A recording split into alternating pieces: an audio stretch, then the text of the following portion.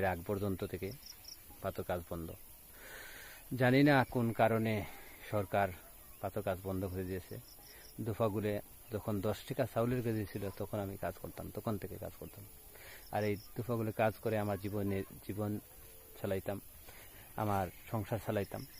আমার মায়ের চিকিৎসা বাবদ, আমার পরিবারের চিকিৎসা, খানি দানি এইসব কিছুই টোটালি আমার সংসার চলতো।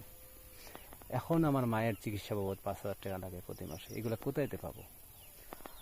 আর আমার যে এলাকায় কোনো প্রভাবশালী নেই, তাদের বাসায় যে কাজ করবো, তাদের কাজ করে আমার সংসার চালাবো, তাও আর নেই।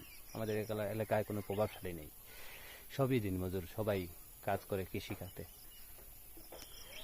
যদি পাথর কোয়ারি বন্ধ করে দেন, যদি তুফাগুল বন্ধ করে দেন, এই পাথর ব্যবসা বন্ধ করে দেন, তাহলে কোনো ব্যবসা জুড়ে দেন যেখানে শ্রমিকরা কাজ করতে পারে। আর না হয় পাথর খুলে দেন, শ্রমিকরা কাজ করুক, তারা শান্তি তাই চলুক। যখন পাথরের কাজ ছিল না আমাদের এলাকায়, তখন এক বিছরা কদু লাগাইলে চুরে নিত।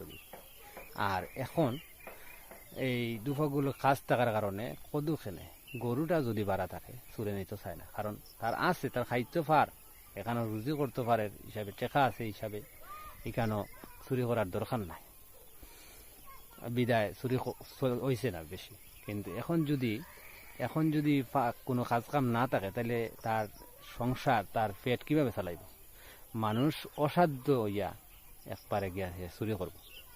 কারণ এখানে খোয়ার কথা কইলাম, কারণ আমার নিজের চোখে দেখা, আমার বাড়ি খান্দাতে গিয়া চুরি করি সব কিছু চুরে নিছে আগে। কিন্তু এখন তো পাথরের কাজ খোলার বাদ থেকে আমি চুর বেশি দেখছি না।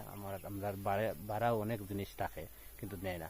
কিন্তু যদি পাথর কাজ না খুলিয়া দেওয়া হয়, তাহলে বাজার থেকে যে ব্যাগটা লইয়া আওয়ার মতো সম্ভব হইতো না। তাই মাননীয় সরকারকে বলবো আমি যে পাথরের কাজটা খুলে দিন।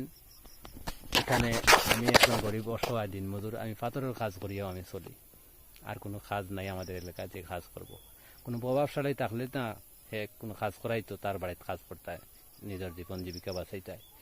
কিন্তু দেখো যদি পাথর কোয়ারি না খুলিয়া দেন, তাহলে অনেক শ্রমিকরা অসহায় হইয়া অনাহারে দুর্ভিক্ষ আইব এই এলাকায়, কারণ কোনো কাজ নাই।